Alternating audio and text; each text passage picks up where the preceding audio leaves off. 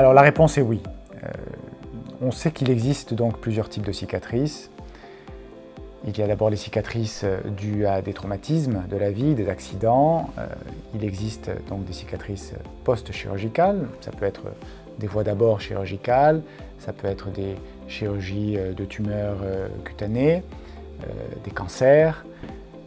Et il y a toutes les autres pathologies dermatologiques, comme l'acné, qui laissent bien sûr des cicatrices indélébiles, souvent difficilement vécues par les patients.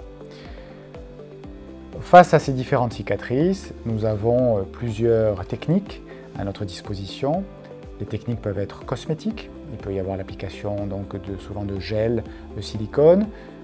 C'est actif souvent dans les cicatrices relativement jeunes pour guider la cicatrisation. Il y a bien sûr la chirurgie qui nous permet de reprendre des cicatrices et de reconstruire la peau du visage ou du corps pour que ce soit moins visible. Et il y a le laser.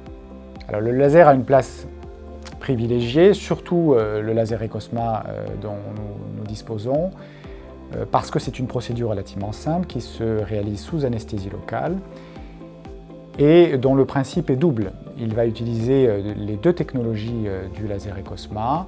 La première est la destruction superficielle des tissus cicatriciels, sans avoir d'effet thermique, c'est-à-dire sans abîmer, sans brûler la peau autour, ce qui va permettre d'utiliser la deuxième qualité de ce laser, qui est la propriété donc de renouvellement cellulaire, qui va nous permettre de restimuler en fait une cicatrice qui jusque-là était inactive, que finalement c'était une cicatrice qui était fixée et les patients étaient souvent sans ressources, sans espoir.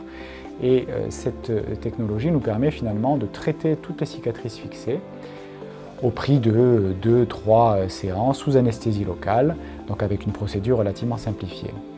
Donc vous l'aurez compris, le laser a une place privilégiée et ce laser en particulier nous permet d'avoir une très grande sécurité d'utilisation et bien sûr une satisfaction pour le médecin, mais bien sûr pour le patient qui voit disparaître sa cicatrice qu'il croyait à jamais fixée.